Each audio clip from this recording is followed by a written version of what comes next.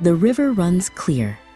The air at Mordecai, once thick only with the scent of magnolias and despair, now carried a new smell: gunpowder. For days, a low rumble had grown on the horizon, a thunder that promised a storm. In the yellow quarter, Alara held her daughter Lena's hand, the familiar dread in her stomach now warring with a wild, terrifying hope. The man who was their enslaver, their father, and their grandfather, paced the veranda of the great house, his face a mask of crumbling authority. The river of his power was about to be met with a flood. This is an outrage, sir, an absolute affront to common decency. The flood arrived not as a wave, but as a column of blue. They marched up the long drive, their boots turning the dust to a haze, and among them, a sight that shattered the world as Alara and Lena knew it. Men with faces like their own, wearing the same blue uniform, carrying rifles with a confidence born of purpose. One soldier, a sergeant named Isaiah, met Alara's gaze. In his eyes, she did not see pity, but a reflection of her own humanity, long denied. By order of the United States Army and the authority of President Lincoln, Isaiah's voice rang out, clear and strong. All persons held in bondage on this plantation are, and henceforth shall be, free. The word hung in the air. An impossible son, a woman collapsed in a sob of joy.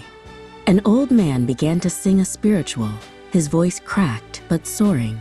Alara simply held Lena tighter, the word free feeling like a foreign garment she did not yet know how to wear.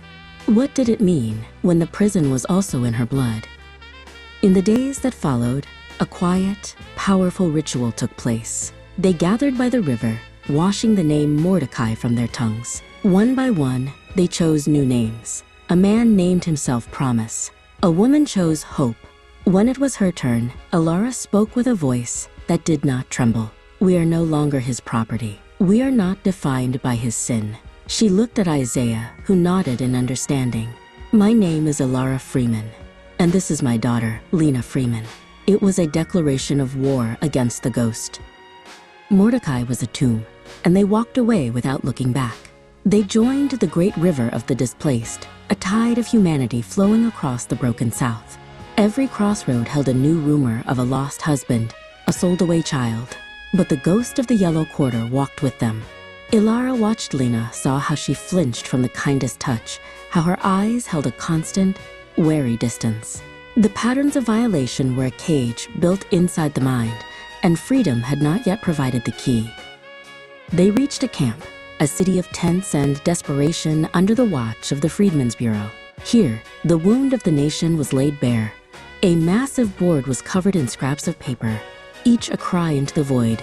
Seeking my wife Sarah, sold from Richmond in '58.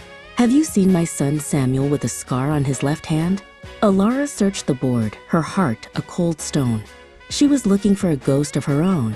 Her mother, a woman with a name she barely remembered, sold south before Alara was old enough to be a threat to the enslaver's wife. Isaiah found them there. His work had taken him to many Mordecais, and he recognized the particular shadow that haunted the women of the Yellow Quarter. He did not offer empty comfort. He offered a foundation. The law now sees you, Alara Freeman, he said one evening, the campfire light flickering on their faces. It sees you as a person who can choose. He asked her to marry him. It was not a plea of romance, but a proposal to build a fortress of legality and respect around her and Lena, a home where the ghost could not easily enter. Their wedding was not in a church, but under an old oak tree, with an army chaplain officiating. For the first time, Alara's consent was requested and given. The words "I do" were the heaviest, most powerful she had ever spoken. They were an act of defiance, a reclamation of her own body and will. Lena stood beside her, watching the strange, quiet ceremony. She saw her mother choose a man, a bond, a future. It was a language she was only just beginning to learn. They settled on a small plot of land, building a cabin with their own hands. The ghost did not vanish with the wedding vows. It was there in the night when Alara woke up screaming.